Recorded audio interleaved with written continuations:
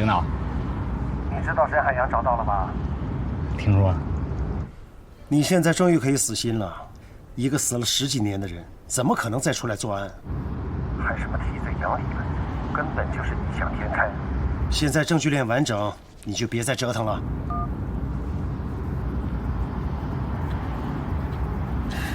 什么情况？海专马上就移交了。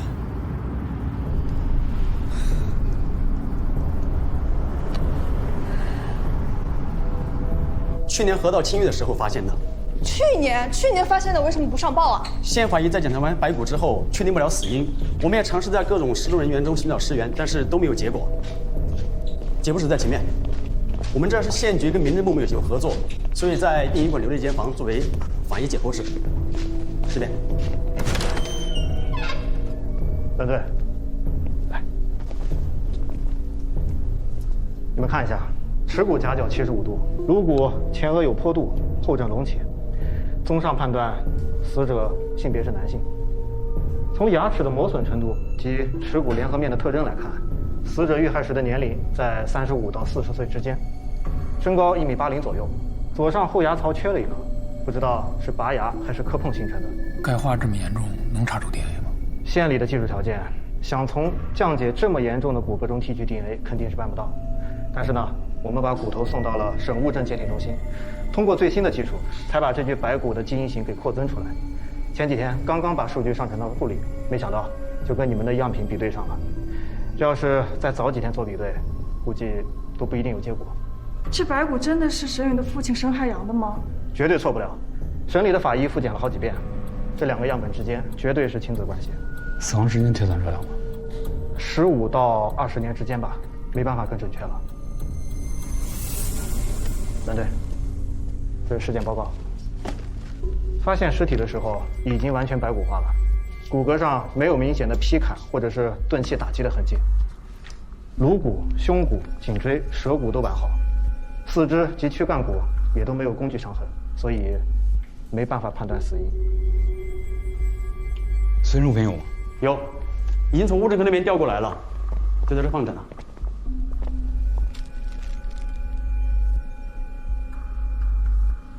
这照片刚好夹在钱包中间，形成个密闭空间，意外的保留下来了。就没发现能证明他身份的东西？就这些了。待会儿你签字，把这东西包括那具骨头带回队里验一遍。哦，行，我过去。还有，告诉技术队，针头优先化验啊。好嘞。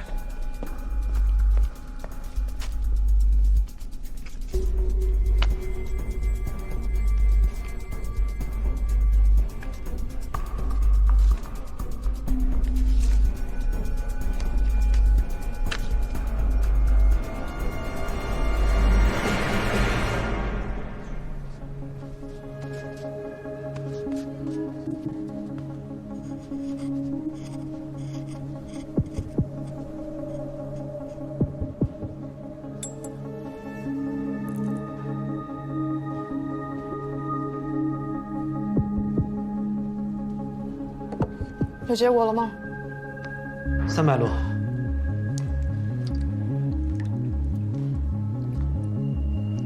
看见没？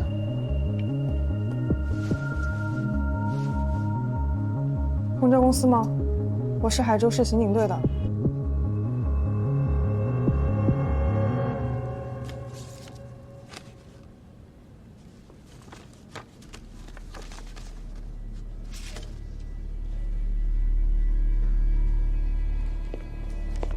老顾那边颅骨复原怎么样了？难度比较大，还需要几个小时。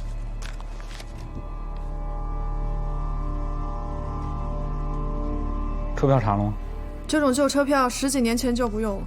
我已经跟公交公司的人联系过了，让他们帮忙查一下车票的详细信息。关键的是这个，注射器里检测出了麻醉药和激松剂的成分。这么说，沈海洋也是被凶手杀害的？这也太诡异了吧！如果沈海洋早就被杀了，那沈宇这么多年苦苦寻找的人有谁啊？难道他不知道他爸已经被人杀了？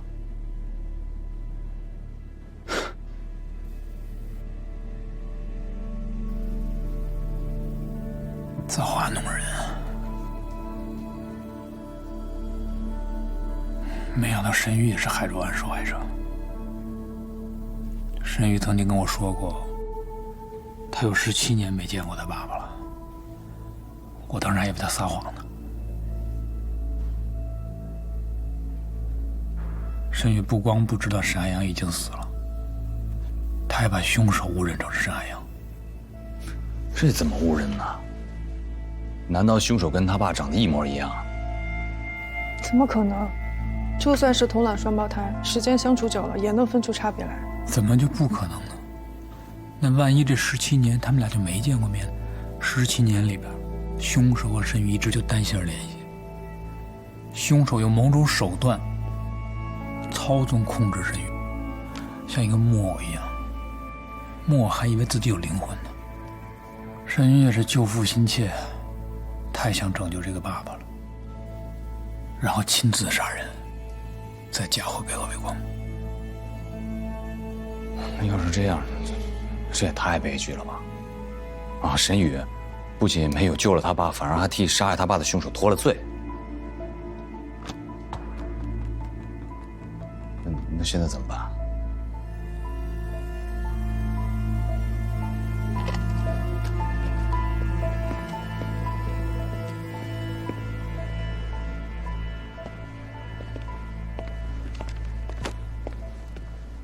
我这还到处找你呢，你怎么来我这儿了？我找你汇报个事儿。多亏你批准我去了一趟泽县殡仪馆，沈海洋的白骨说话了。什么意思？因为我们在他尸体边上发现2样非常关键的证据：注射器，而且注射器里边含有麻醉剂和肌松类药物。杀沈海洋的人很可能是海州案的凶手。所以我现在建议把沈海洋的案子和海州案并案调查。那之前我们的调查结果就被推翻了，也就不能移交给检察院。也不能说推翻吧，暂缓，先把沈海洋的死因调查清楚。这个跟海州案肯定是有关系。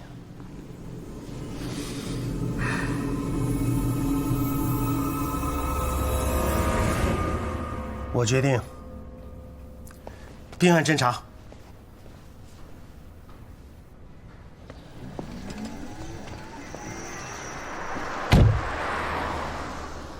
走。怎么了？我们已经找着沈海洋了。找到了。他在哪儿？尸体白骨，已经死了10好几年了。不可能。沈海洋怎么可能死了呢？沈海洋怎么可能死了？他不可能死，怎么可能死了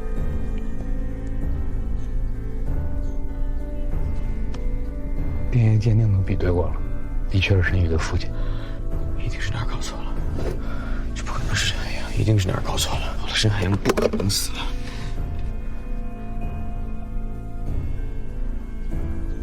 怎么可能死了？而且他也可能是凶手杀的，因为我们在尸骨旁边发现针管和注射器，里边有麻药和肌松类药物。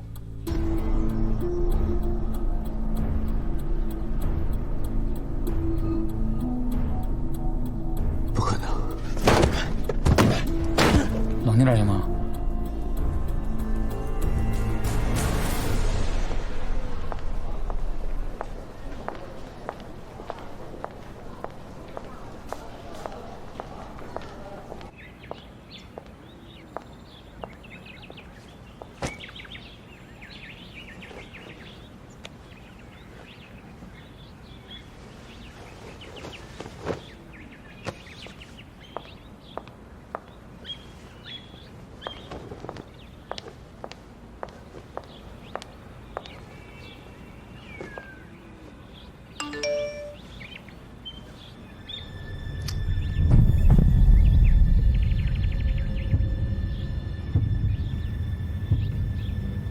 你穿白大褂的样子，让我想起你小时候玩游戏扮医生的样子了。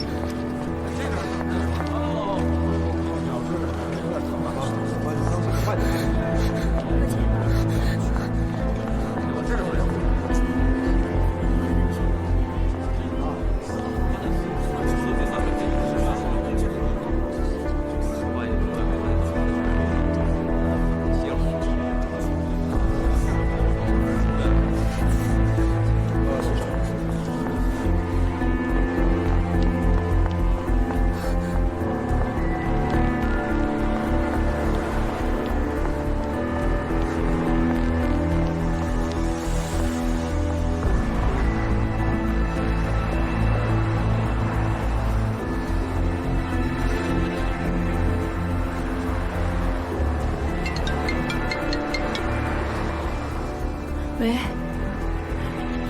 爸，你在哪儿？我们很快就会见面。你，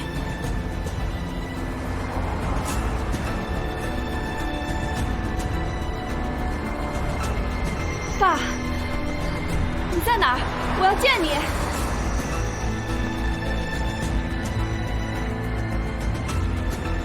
爸。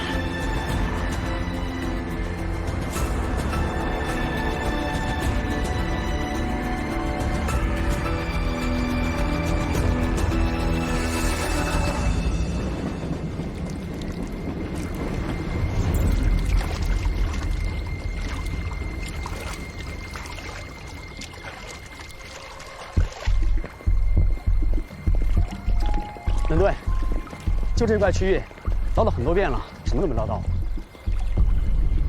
哎，冷队，真的什么都没有，您别下水了。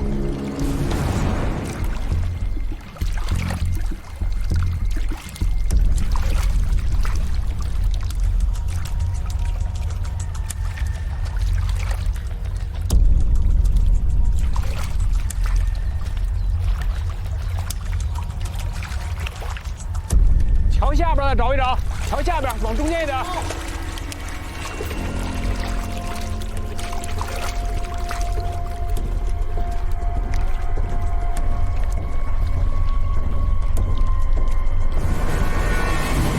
行行，这不是第一现场，这是抛尸现场。冷队，公交公司那边来消息了。查一下当年的公交那点图。印刷厂家属院、朝阳路北春天广场、城关小区、城关中学。凶手当年是坐着300路公交车逃走的，所以沈海洋跟凶手应该就在同一辆公交车上。偶遇吗？偶遇就要杀人啊！一个公交车上那么多人，为什么不瞄准别人？不可能是偶遇。凶手的杀人目标从来都是女性，不可能无缘无故改成一个男性，这中间肯定有什么特殊的原因。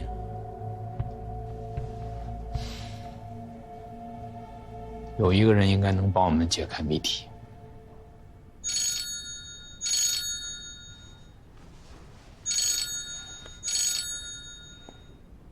哎，老郭，小兵，颅骨复原出来了，我发你邮箱里了。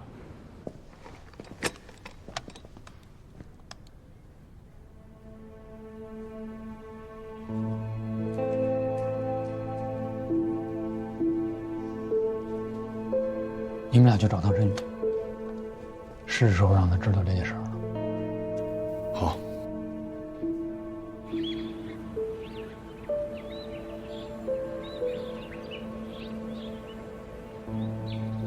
对不起，没有预约，你们不能进去。哎，沈医生他们把今天安排的取消吧，请去见一个人。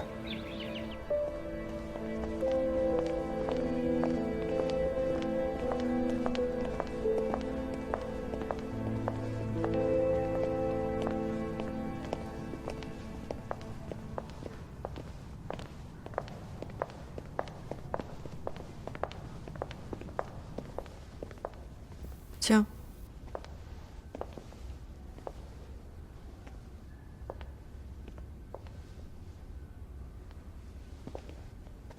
沈医生，今天叫你来呢，是想让你认个人。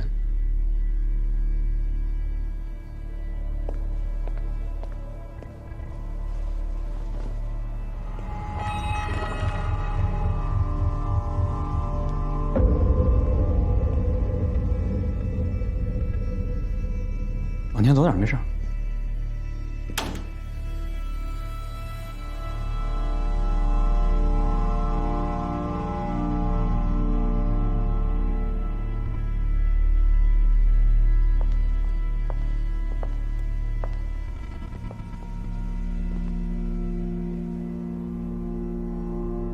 什么意思？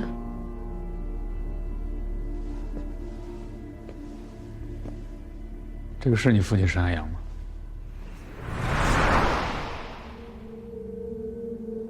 对呀。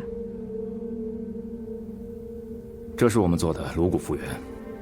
泽县公安局在对河道清淤的时候，发现了一具白骨，死亡时间15到20年。这具白骨和你的侵权指数高达99.9%，也就是说，他就是你的父亲沈海洋。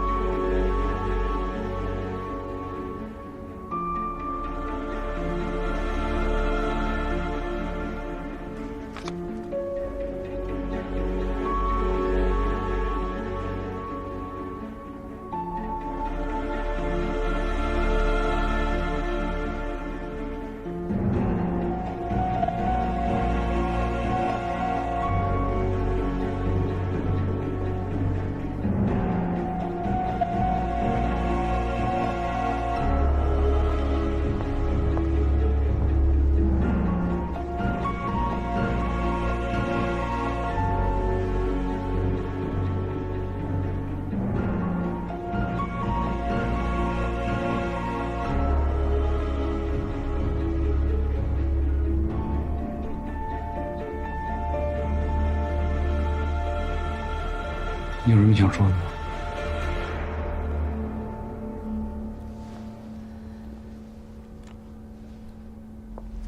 对不起，我先去一下洗手间。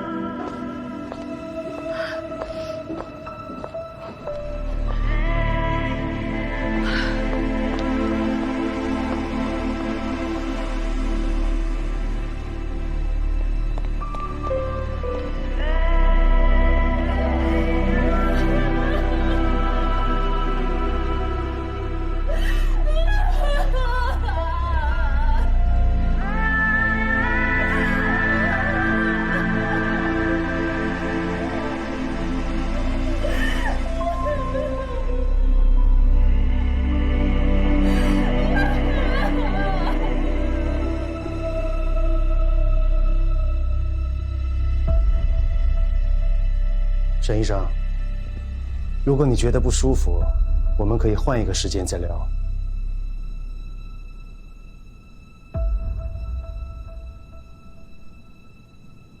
我爸是怎么死的？具体死因还在调查之中。我们在现场发现的注射器里边，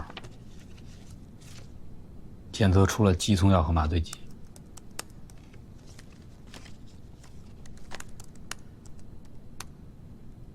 申宇，当年打电话报警那个人是你爸爸。我们在现场提取到那枚残缺的指纹，也是你爸爸。当时他就在现场附近，他的穿着和凶手高度吻合，所以导致我们也误认为他就是凶手。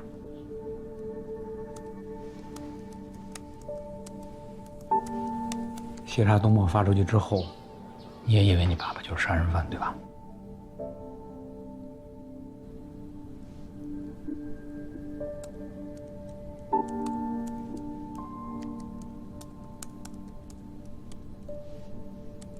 这就是一连串错误的起点，一连串。你还能不能想起来你最后一次见你爸爸是什么时候？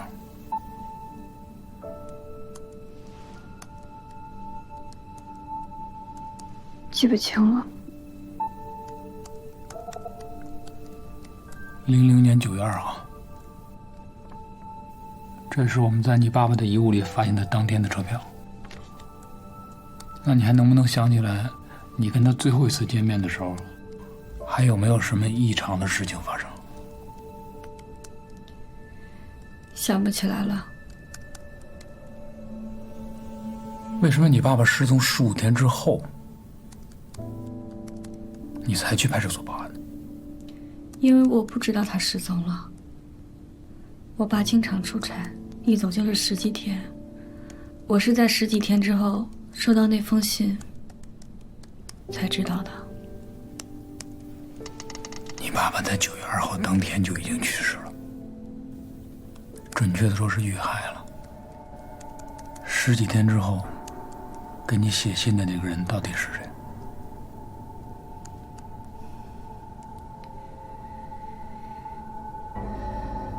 沈宇，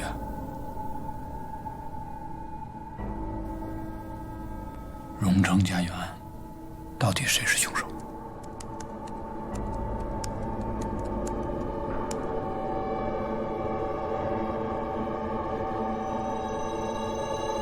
我不知道。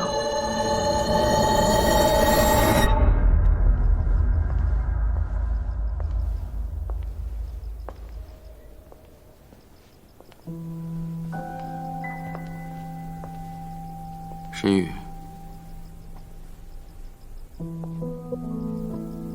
你干什么？我只想和你说，没有人比我更了解你现在的感受。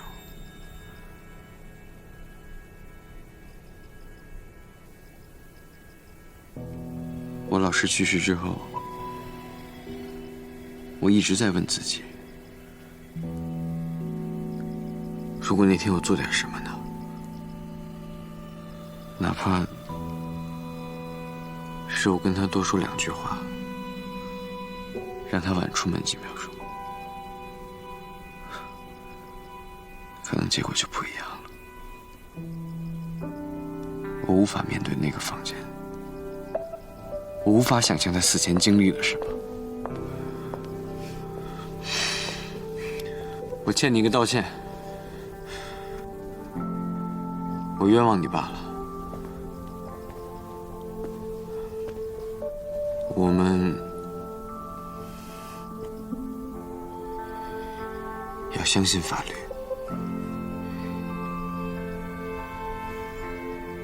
我理解你对你爸的感情，你把你所有的希望、感情全部寄托在他身上。这么多年你一直住在这里，就是因为他是你爸给你留的唯一念想。你没有搬家，就是希望等他回来的时候，他还能找到你。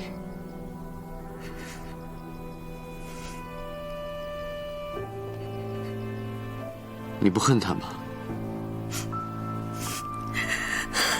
杀了你爸的那个凶手，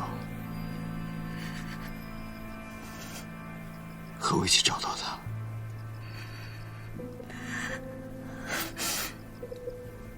你是不是还相信你爸还活着？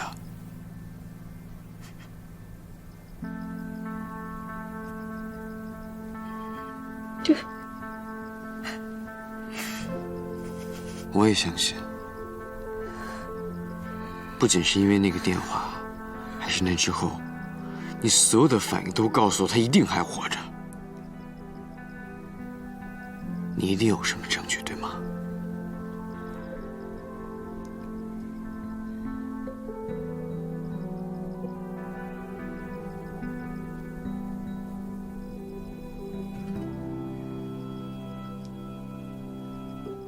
我没有什么证据，就只不过就是一个女儿希望爸爸还活着的美好心愿。沈玉，你不要再骗自己了，不可能只是希望，你一定有什么感觉的，而你的感觉和真相之间一定存在着什么必然的联系。没有任何联系。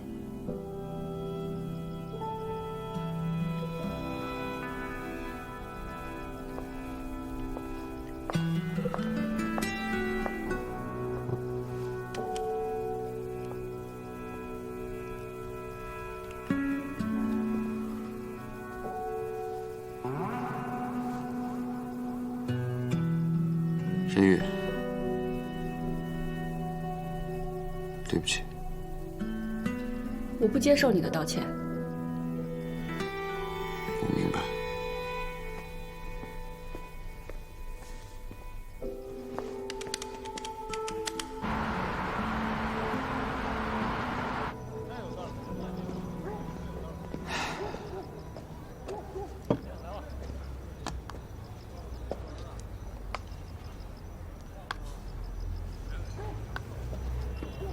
我刚刚去找过沈宇了。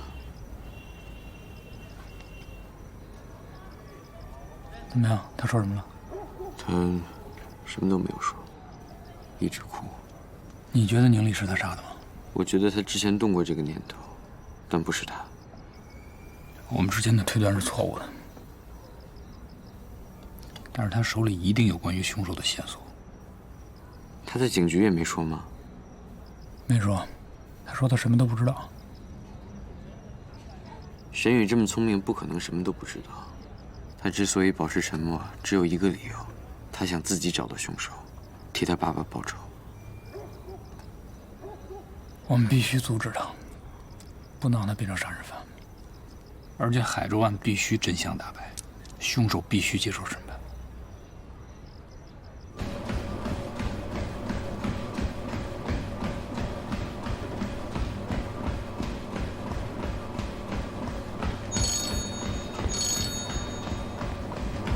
哎，郑队，你让我查沈宇的背景资料有眉目了。说，你还是来一趟吧，这事儿太奇怪了，电话里说不清楚。这摸底的时候，我发现了这几个案子，都跟沈宇有不同程度的关系。这是一起伤害案，2002年，有几个小混混在学校门口被打了，被脱光了衣服装在麻袋里。你看一下，这都有照片啊。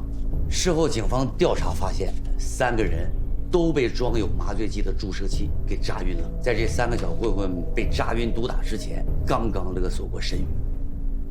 警方询问过沈宇，他也很吃惊，并不知道是怎么回事。这个案子的受害人是海州医学院的一名老师，很多女学生都被他骚扰过，沈宇也是其中之一。之后啊，这个老师就跟那3个小混混一样，被扎晕毒打，扔在了学校门口。周小云这个呢？这个女孩是沈宇的室友、闺蜜，当时最好的朋友。当时最好的朋友啊，这个周小云跟她男朋友约会的时候被人给偷拍了，照片被公布到了网上，闹得是沸沸扬扬啊。最好的朋友也没放过吧？这你就不知道了。当年市医院精神科招聘的名额只有1个，周小云和沈宇都进入了最后名单。那事之后，周小云受到了严重的打击，直接退学了。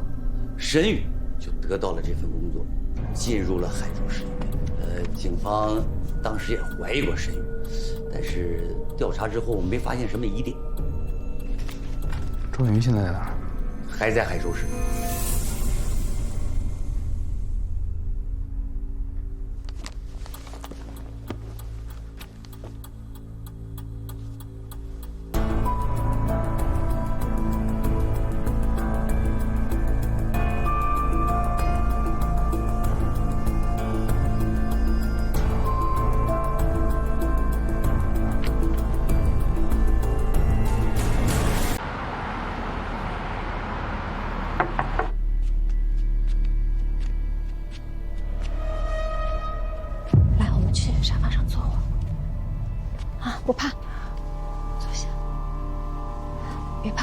两位警察是想来跟你了解一点情况。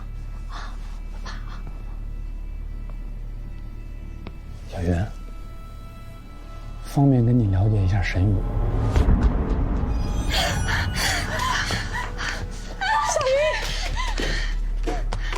小云，小云没事的，小云别怕啊，没事的。没事吧？你们坐吧，坐下说。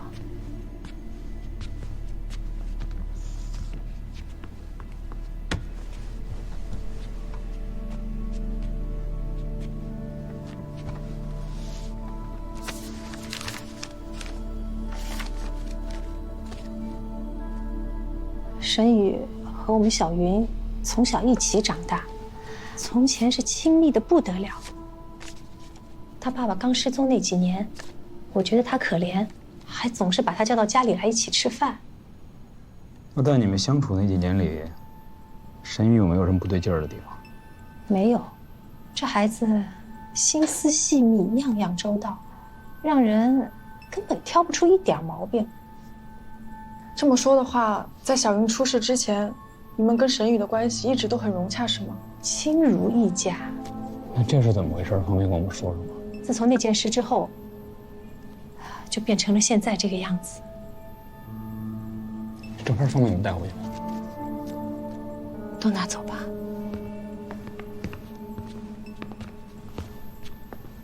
小云，你知道沈宇背后那个人是谁吗？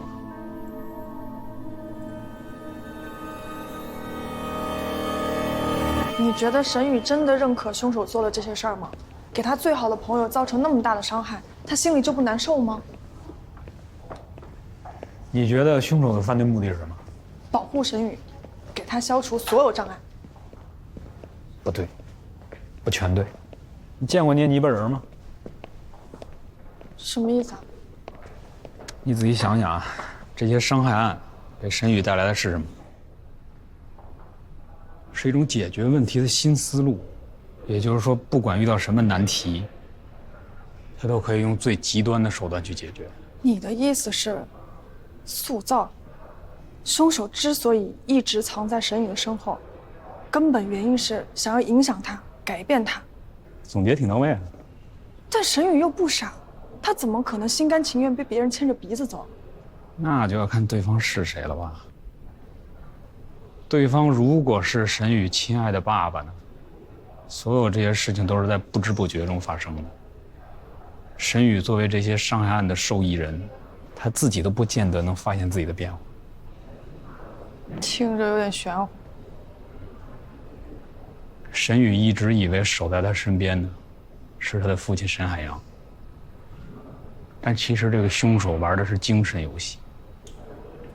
他在精神上，甚至灵魂上，把沈宇塑造成了他女儿。小兵啊，听说你们在沈海洋一案的调查上有了新的方向，想听听你们的调查结果啊。我先说，这些照片是在何伟光家中找到的。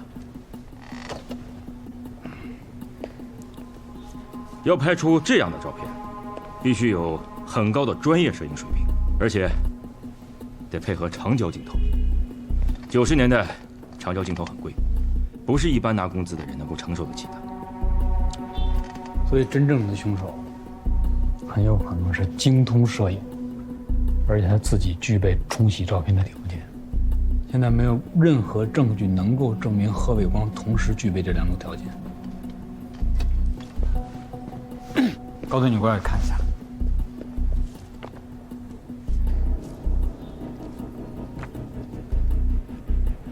你感受一下这两张照片区别。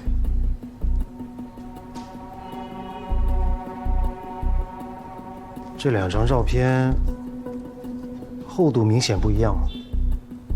高队，厚的那种是一种进口相纸，90年代在我们市里面很普及。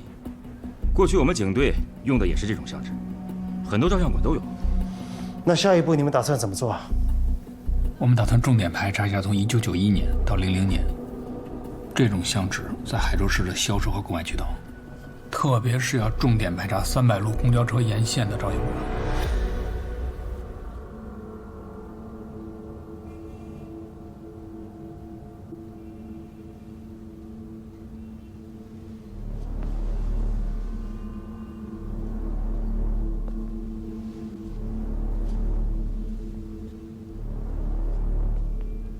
沈海洋死了，死了应该有10几年了。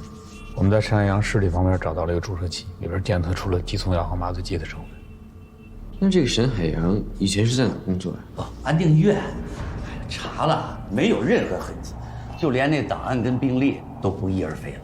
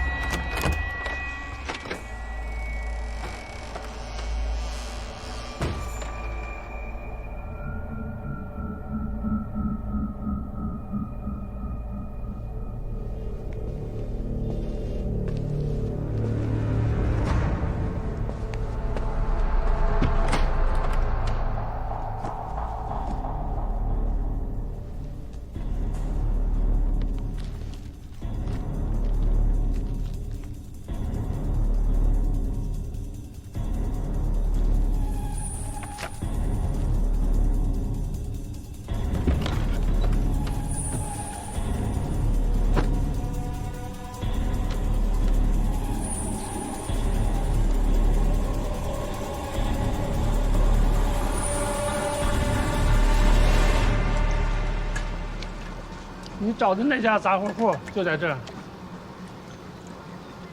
谢谢你啊。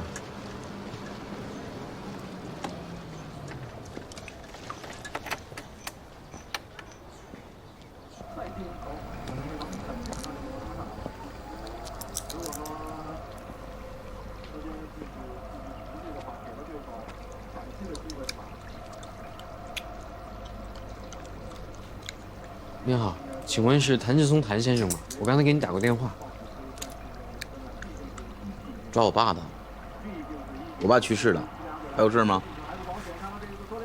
啊，是这样，我老师之前在你们照相馆拍过一张照片，我想取一下。哟，00年的手机啊！啊，煞费苦心呐，哥们儿，就为了买房还做个假收据是吧？真的，你们那个价钱我不可能卖，你也别套近乎了，真的，我不是没用啊，别套近乎了啊，没用。不是，我不是买房，别说话，别说话，进，哎呀，哥们儿，我跟你说，你现在要是买的话，那肯定占大便宜了。你看那边，哎，那边啊，马上就老房改造了，改造以后就不可能这个价钱。我不买房，而且那我问一下，照相馆是从几年开到几年？不知道。不问房你就赶紧走吧。那00年期间还有任何工作人员和你们有联系吗？不知道。哎，不是你干什么你啊？把这当你自己家了是？哎，不是当你自己家呢？不是，你干什么啊？我就问一个问题，你能回答我吗？啊，赶紧问。你知道海之湾吗？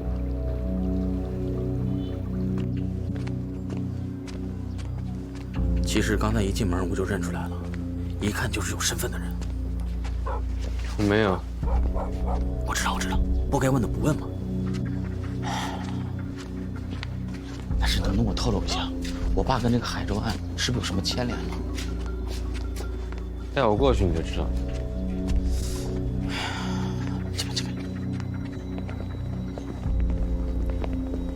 哎，那儿，300路公交沿线附近啊，有很多照相馆。这个56号啊，之前也是一家。您说那个红光照相馆啊，就是这儿。哎，怎么又给围上了呢？领队，我给您拆了啊。你等会儿，这拆合适吗？合适。这家呀，就是一钉子户，市政有规定，私建围挡是不允许的。我们都拆了好几回了。哎，干嘛呢？强拆啊！哎，这。我跟你说啊，这是刑警队的同志，想找你了解点情况。不是房子的事儿，找你了解点别的情况。刑警，海州案是吧？不是，我说你们的人怎么还分2波来找我呀？刚才有一个一看就是有身份的小哥们儿，哎，哪儿去了？这也过来了。现在我们进去看看。走，没问题。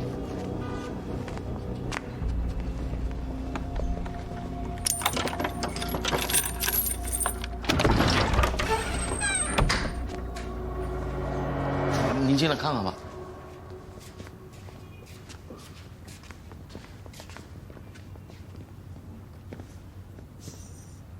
你们这儿以前就是照相馆对吧？对啊，以前就是个老照相馆，开了能有30、40年了。然后在2000年的时候吧，大家不都开始玩这个数码相机了吗？也没人过来照相啊、洗照片什么的。然后我爸就趁着便宜把这儿给收了。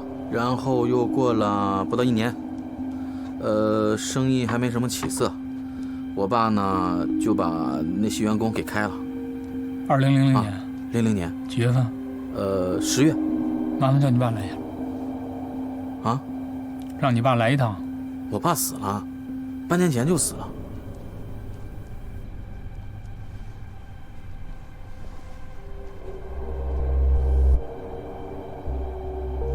还有其他老员工能联系上吗？哎呦，这我上哪儿联系去啊？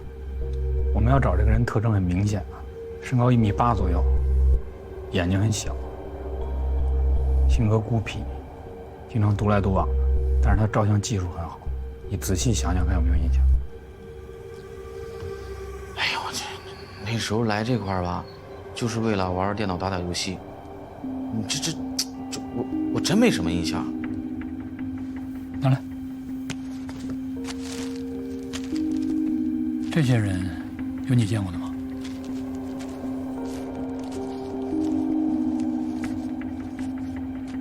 没有啊。相纸呢？看一眼。你们这用不用这种相纸？哎呦，这相纸我就更不懂了。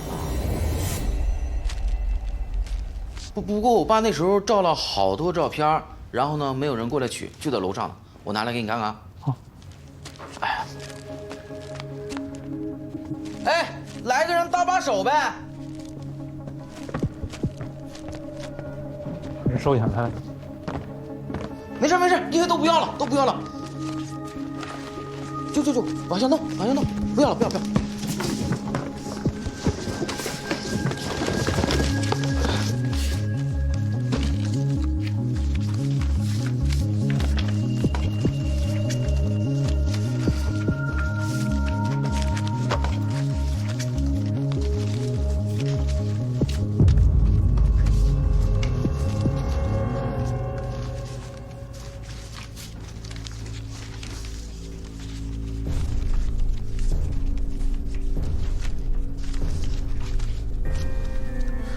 乐队，哎，冷队，冷队，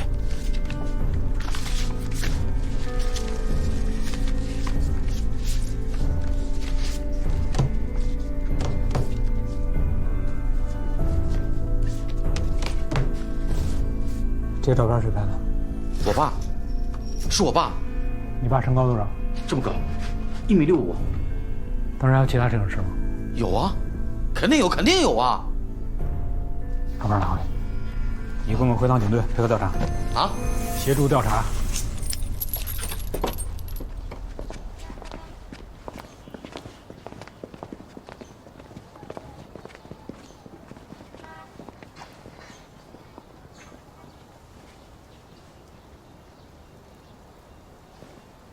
你不在家休息，来这儿干嘛呀？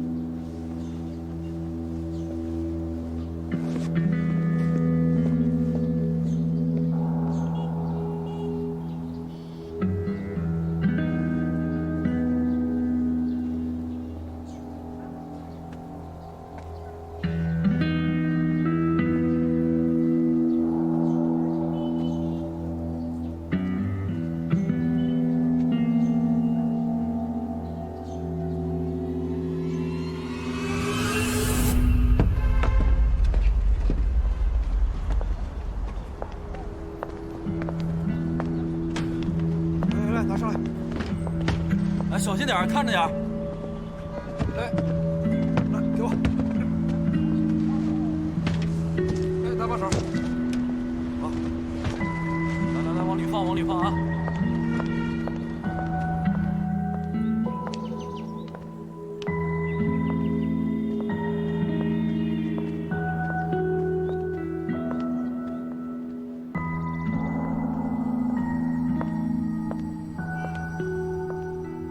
我们这个图书馆呢，大部分的书籍啊，都是我们医院的职工自己捐的。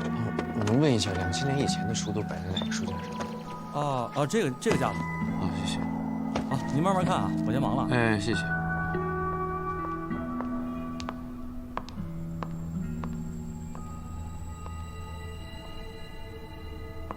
你在这儿干什么呢？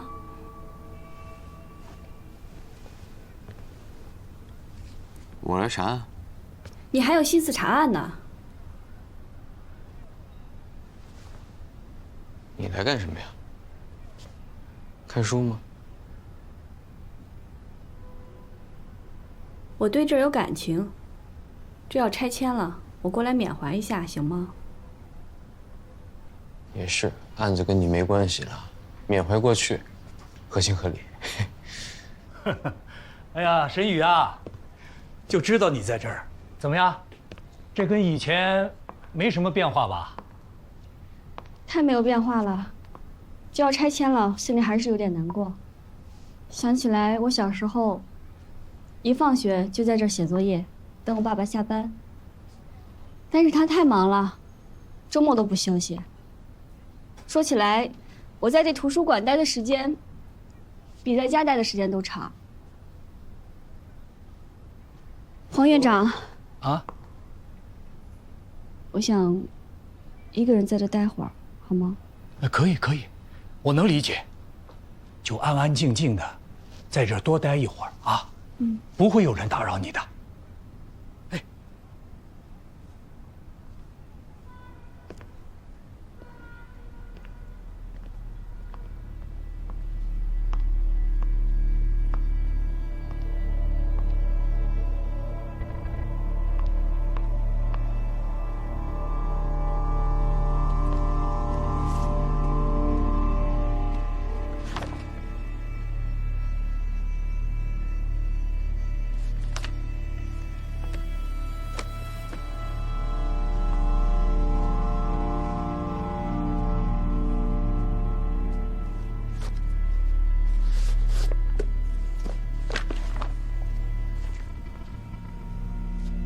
爸爸，胡山泉是谁呀？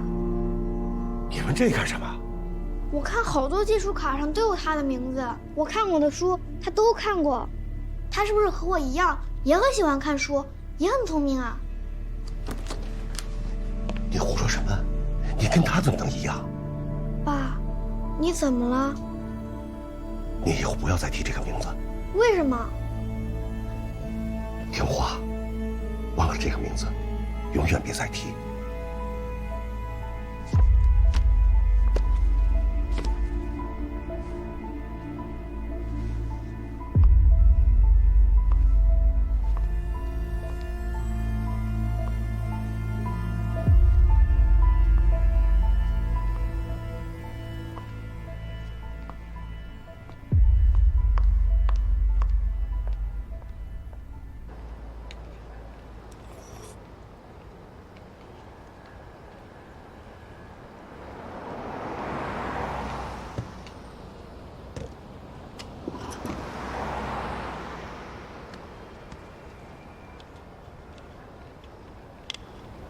你也跟了我一天了，累了吧？把面吃了，赶紧回家睡觉吧。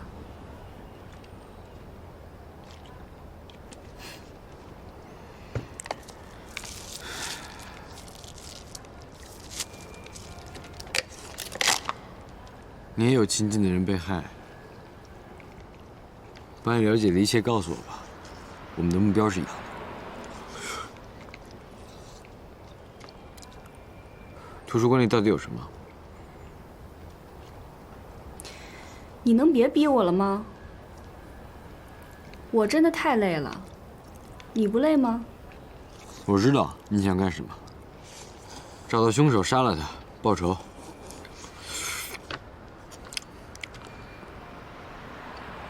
千万别做傻事。我饱了。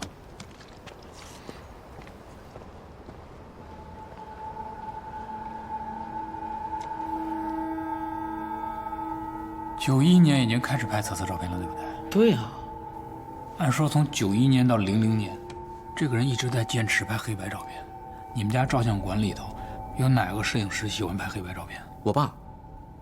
但是就像你说的，从91年到00年的时候，已经开始拍彩色照片了，而且那个时候找我爸来拍照的都是熟人，我爸也不可能让他给这些小姑娘拍照啊，所以说肯定不是我爸嘛。还有其他摄影师吗？喜欢用黑白胶卷的？那得让我想想。哎呀，我这脑子哎呀，想得起来吗？别着急，别，你再看这张照片啊，应该是2000年左右，你们家照相馆中秋节聚会的一张照片。我不确定是不是所有的摄影师，这上面人你都认识吗？第一个，张延平，我张叔；秦国庆，秦叔。然后那个是李丽阿姨，那个后面是她老公和她姑娘，他们后面3个是一家3口。这是你们照相馆所有员工吗？啊，除了她女儿以外，对，都是。那照片谁拍的？哎，是你爸拍的吗？不可能，不可能是我爸。不是你爸是谁拍的？从1991年到00年，这5个人，在你们家照相馆拍完照片之后，全部都被杀。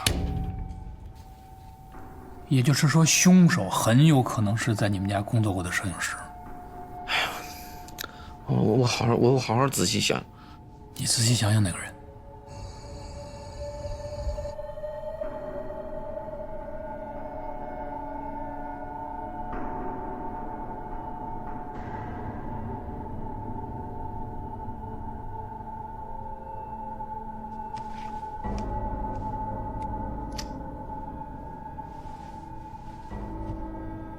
喂，张叔，我是沈宇，你还记得吗？对，好久没有联系了。我有点事儿想找您，您明天能来市医院来找我一趟吗？叔叔阿姨，你们先到了。小雨呀，都长这么大了，我的印象中还是个10几岁的小女孩。真不好意思啊，让你们亲自跑一趟。你先坐。我本来是想去上门拜访的，但我这边实在是有工作，走不开。别客气，我和你张叔啊，反正到这里来体检，也正好顺路。您坐，您坐，我去给您倒杯水。别客气啊。咱们也10几年没见了，自从你爸失踪以后，老说不爱听的话。小颖，别在乎啊，我们年纪大了，说话没个数。没事儿，我爸的事儿该提提，没那么敏感。那就好，那就好。叔叔阿姨，今天请你们过来，我是想打听个事儿。什么事儿？说吧。安定医院以前有没有一个叫胡山泉的人？胡山泉，听着耳熟。这小子是个孤儿，之前呢一直住在装修板后面搭建的那个杂货间里面。我记得特别清楚，有一年过年的时候，我爸看他一个人孤苦伶仃的，怪可怜的，就叫他一起到我们家里去吃年夜饭。然后饭前呢，我爸就说一起合个影吧，然后他就主动出来说他来拍，可是那个相机上呢有延时功能，可以自拍，他偏要坚持他来拍，还说什么他只喜欢拍别人，不喜欢别人拍他。长什么样子记得吗？哎，是小胡，在安定医院住过好几年的。哦，小胡啊，小胡我知道，我认识。他是什么人啊？这小胡吧，照片也拍得好。你1周岁生日的时候啊，院里有一张全职工大合影，就是小胡拍的。鞋子。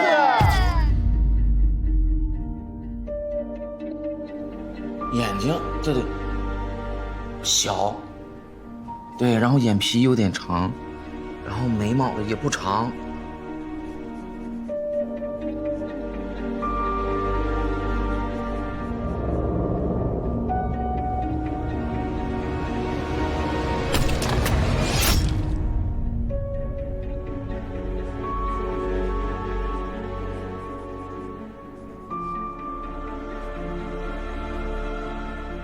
你爸没跟你说过，他曾经是你爸最好的朋友？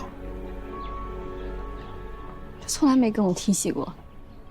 他曾经也是医院的病人，那年你爸应该22岁，护校刚毕业，就分到咱们医院，一来就给我当了助理。胡山泉送到医院的时候才16岁，我和你爸一起给他做的检查，这事儿我记得特别清楚。